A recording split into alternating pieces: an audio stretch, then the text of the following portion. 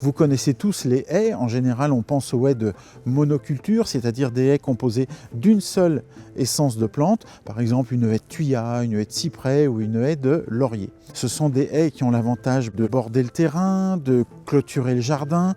Elles servent parfois aussi pour occulter la vue, voire de brise-vent ou même de protection sonore. Moi, je vais vous parler aujourd'hui d'une haie d'un autre type, une haie qui garde tous ses avantages, mais qui en a bien d'autres, c'est la haie champêtre. Les points forts de cette haie champêtre sont innombrables.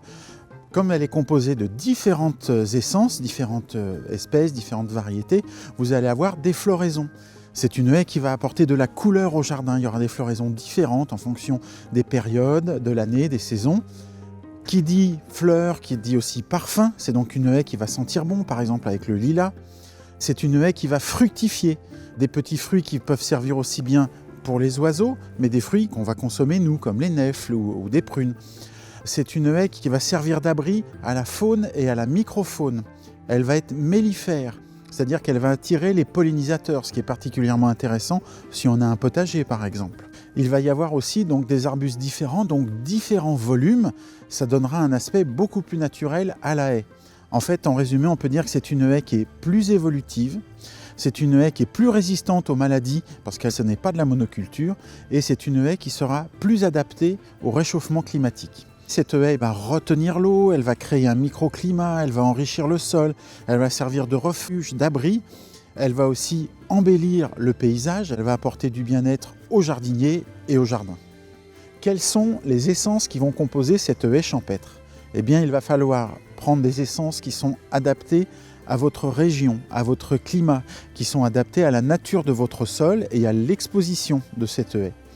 Pour ça, il y aura des essences spécifiques à votre jardin et puis des essences qui seront adaptées majoritairement à peu près partout en France.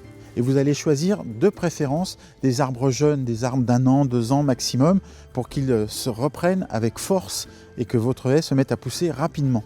Pour connaître la nature de votre sol, eh bien vous allez faire des tests. Il existe des tests qui vont permettre de vous dire si votre sol est plutôt argileux, plutôt calcaire, plutôt sableux, plutôt acide.